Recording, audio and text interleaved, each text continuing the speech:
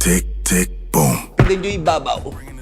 Puro mga bato-bato. So dito daw ho ang bisan ng mga pare, mga letra at mga numero na hulugang kampana.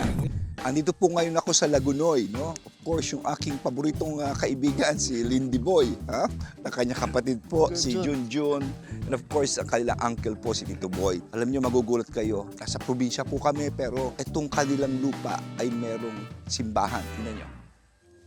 So ito po ay simbahan lahat hanggang dito. hanggang dito. Yan, yan. Kita-kita niyo po yung mga pader na to, tsaka hanggang dun, hanggang dun. Yan. Kung na ang pare, yung bihisa ng pare, na bago magpunta sa simba, sa misa, dito sila bibihis. So dito daw ho ang bisan ng mga pare. Tingnan niyo lang maigay strukturang ito. Tingnan niyo ibabaw. Puro mga bato-bato. Ha? Meron bang bakal ito, Tito Boy? Walang bakal ito rito, parang pinatong-patong lang ito. At saka tingnan nyo yung korte ng kanilang bintana. Makakapal. So ang tawag rito pala sa lugar ito ay nahulugang kampana. Diba, Lindy? Okay.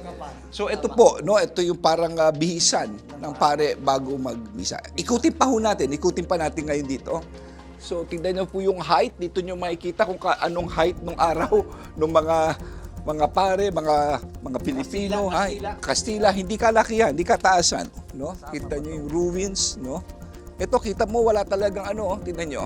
Walang bakal, oh. Puro batong pinatong-patong lang po ito. Lahat po ito. Parang meron dito nalagyan ng santo nung araw, no? Ito, Tito Boy, ano po itong nakalagay na ito? Mga letra at mga numero, no? So we presume na maaaring 1768 po ito, no? We presume kasi mga letra at 1768. Yung hagdan, papuntang second floor. Oo. Pwede naman makyat dyan, patas may butas dyan, patas ilagay yung kampana. Okay. So ito'y punong-puno ng kasaysayan, no? Itong hulugang kampana. Dito po ito sa Kamsur, sa Bicol. Ang gandang tignan, no? Napakagandang tignan. Bilang pangwakas po, nakita nyo naman, papasalamat ako sa Lopez family at sa Ongtenko family. Pero ito yung napapakita na talagang matagal na po ito. Ito yung nape-preserve ng kanilang pamilya at ito yung parte na rin ng ating kasaysayan, no? Kaya maraming salamat, Tito Boy, Lindy, Junjun, ha? So dito po kami ngayon sa Kamsur. Maraming salamat po sa inyo.